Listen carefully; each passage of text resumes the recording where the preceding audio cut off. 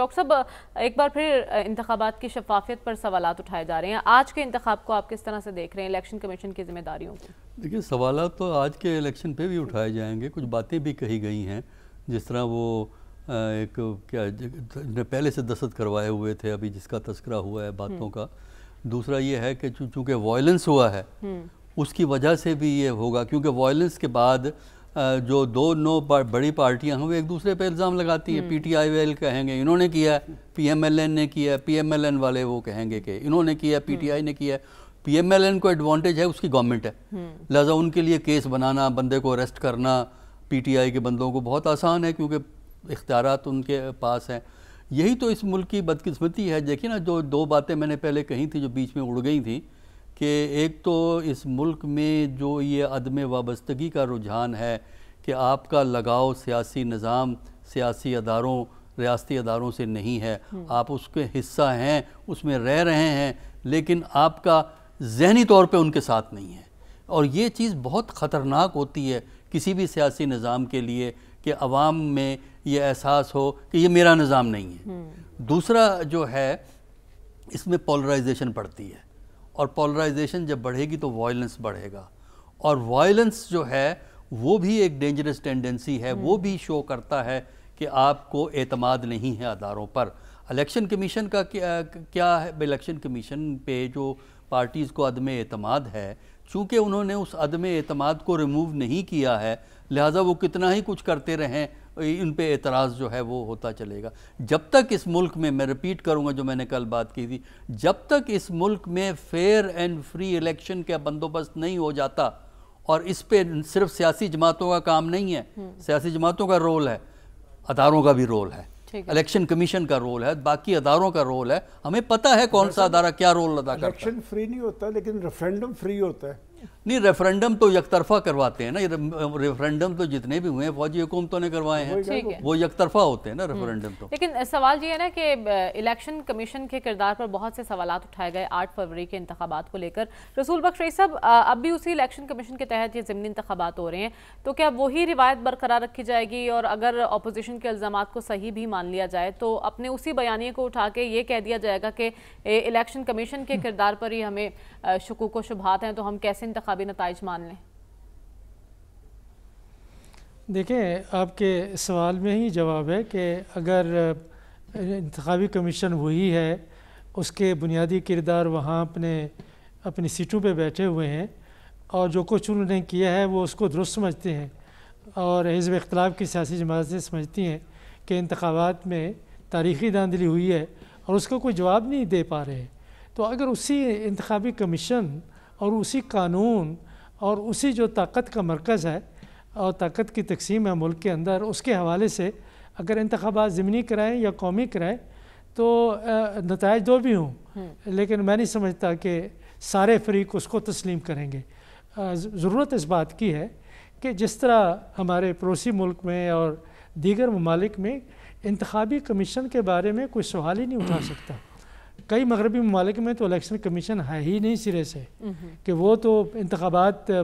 مقامی کونسلیں کراتی ہیں, امریکہ میں جو ریاستیں ہیں وہ کراتی ہیں, ریاستوں کے اندر ہر کاؤنٹی اپنا انتظام کرتی ہے, قانون ہے, قاعدے کے مطابق چلتے ہیں, تو کوئی دھاندلی کا اگر چلا ہے. لیکن ڈاکٹر صاحب یہاں بھی جب بھی انتخابات ہوئے تو دھاندلی کا شور ہوا, اور اس کا کہا گیا کہ اس کے لیے انتخابی اصلاحات ضروری ہیں, تبھی تمام جماعتیں جو ہیں نتائج مانیں گی. تو جو بھی حکومت میں آتا ہے تو آ کر انتخابی اصلاحات کو کیوں بھول جاتا ہے؟ اس لیے کہ اگر انتخابی اصلاحات ہوتی ہیں تو جو کرنے والے ہیں وہ یہ سمجھتے ہیں کہ شاید ان کو اس سے فائدہ نہ ہو. تو اس لیے میں یہ بات کرتا ہوں کہ اگر ملک کے اندر مفاہمت ہونی ہے تو پہلا نقطہ یہ ہونا چاہیے کہ انتخابی کمیشن کو کیسے آزاد کیا جائے, عدلیہ کو کیسے آزاد کیا جائے, احتسابی اداروں کو کیسے آزاد کیا جائے, پولیس کو اور ضلع کی انتظامیہ کو سیاسی اثر و رسوخ سے کیسے آزاد کیا جائے. اگر ریاستی ادارے اعلیٰ کار بن جائیں کسی موروثی سیاستدان کے یا کسی اور کے, اگر وہ بن جائے تو کس کو انصاف مل جاتا ہے. تو اسی لیے آپ دیکھیں کہ انتخابات میں جو دھاندلی ہوئی, کرائی گئی یا کی گئی لوگوں نے کی, جس کے بارے میں باتیں ساری دنیا میں ہو رہی ہیں, تو اس کو بنیادی کردار تو ضلعی انتظامیہ تھی. اس کو وہ کون لگاتا ہے کیا اس کو چیف سیکریٹری لگاتا ہے یا چیف منسٹر لگاتا ہے؟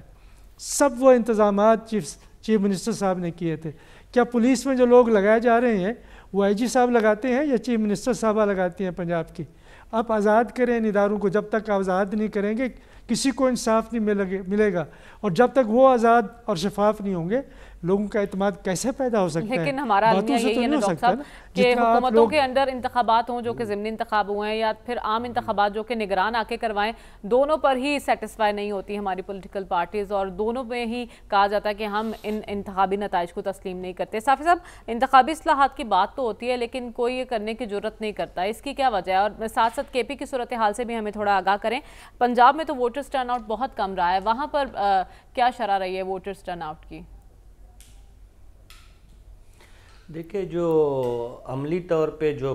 حقیقی طور پہ جو کچھ وہاں پہ ٹرن آؤٹ ہے وہ بہت ہی کم رہا عام انتخابات کے مقابلے میں۔ اس کے کئی وجوہات ہے، اسپیشلی باجوڑ کے کئی حلقوں پہ انتخابات ہو رہے تھے، اور آپ کو کل بھی میں نے یاد دلایا تھا کہ وہاں پہ وائلنس کی وجہ سے، مسلسل حملوں کی وجہ سے لوگ اور ووٹر کافی ڈرا ہوا تھا، اس وجہ سے بھی توقع یہی تھی کہ وہاں پہ ٹرن آؤٹ کم رہے گا۔ لیکن پھر جنوبی اضلاع میں کچھ بہتری دیکھنے کو ملی، لیکن زیادہ دلچسپی نظر نہیں آئی، نہ پاکستان تحریک انصاف کی طرف سے جس طرح 8 فروری کے موقع پہ انہوں نے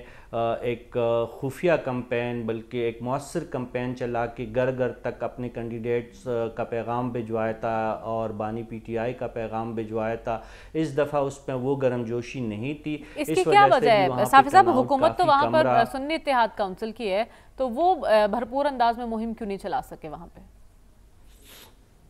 دیکھیں، کچھ حلقے آلریڈی ڈکلیئر تھے کہ ان کے ریزلٹس کے حوالے سے یہی تھا کہ وزیر اعلیٰ صاحب اپنے حلقے کو سیکیور کر لیں گے، اور جنوبی اضلاع بھی چونکہ وزیر اعلیٰ صاحب جنوبی اضلاع ضلع ڈی آئی خان سے ان کا تعلق ہے، تو وہاں پہ جو صوبائی نشستیں تھی تو وہ بھی سیکیور تھی، اور وہی ہوا، وہی متوقع ریزلٹس سنی اتحاد کونسل کے حق میں آ رہے ہیں۔ باجوڑ میں معاملہ اس لیے خراب تھا کہ خانزیب شہید کی وجہ سے وہاں پہ پاکستان تحریک انصاف کی جو سابقہ قیادت تھی انہوں نے پرانے ہی چہرے کو متعارف کروایا تھا، اور آج ہم نے دیکھ لیا کہ خانزیب شہادت کا شہید کا جو خون تھا وہ رنگ لا رہا ہے، اور جو سنی اتحاد کے دعوے دار 2 امیدوار ہیں صوبائی اور قومی اسمبلی کے، دونوں پیچھے ہیں، اور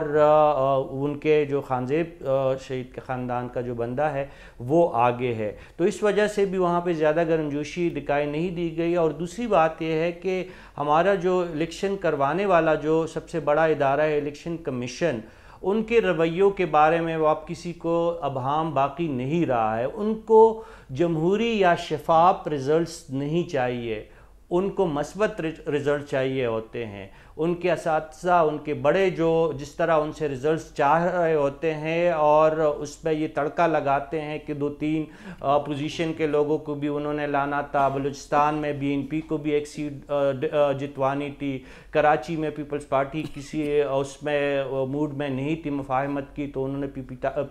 پیپلز پارٹی نے تمام سیٹیں ریٹین کرنی تھی، اور پنجاب میں ظاہر ہے مسلم لیگ نون جو ہے وہ کسی اس میں مفاہمت کے لیے یا کمپرومائز کے لیے تیار نہیں تھی، تو ان کو اپنی پوری سیٹس مل رہی ہے، بلکہ اس میں تو آئی پی پی کو بھی جو ہے اپنا ایک حصہ مل رہا ہے، جو اس وقت بظاہر لگ رہا ہے کہ لاہور کی ایک سیٹ جو ہے وہ استحکام پارٹی کا جو امیدوار ہے وہ نکال رہے ہیں۔ تو یہ تمام چیزیں ڈیسائیڈڈ تھی، اور میں اتفاق کروں گا بیرسٹر گوہر کے اس بیان سے کہ یہ ضمنی انتخابات نہیں تھے بلکہ ایک تماشا تھا، اور اگر 2018 کے الیکشن رگ تھے تو 2024 کے الیکشن اس سے زیادہ رگ ہوئے، اور 2024 کے الیکشن اگر رگ تھے تو ضمنی انتخابات جو آج ہو رہے ہیں اس سے زیادہ بیہودہ انداز۔ آپ اور مولانا صاحب ایک ہی پیج پر دکھائی دے رہے ہیں۔ بالکل نہیں، دیکھیں پیج کی تو ہم تو حقائق پہ بات جو ہمارے سامنے جو چیزیں ہمارے سامنے جو چیزیں نظر آ رہی، کل بھی میں نے آپ کو بتایا تھا اور اب بھی اس بات پہ میں قائم ہوں، آج اگر صاف شفاف الیکشن کا ماحول آپ بناتے ہیں تو پاکستان تحریک انصاف کے حمایت یافتہ کسی بھی کینڈیڈیٹ کا کوئی مقابلہ نہیں ہے چترال سے کراچی تک، اور یہ حقیقت ہے۔ اس کی وجوہات میں ہم نہیں پڑھتے کہ کیوں ہے، کس وجہ سے ہے، لیکن اس وقت یہ حقیقت ہے، چاہے لاہور ہو، چاہے پشاور ہو، چاہے کوئٹہ ہو، چاہے جامشورو ہو، چاہے سندھ ہو،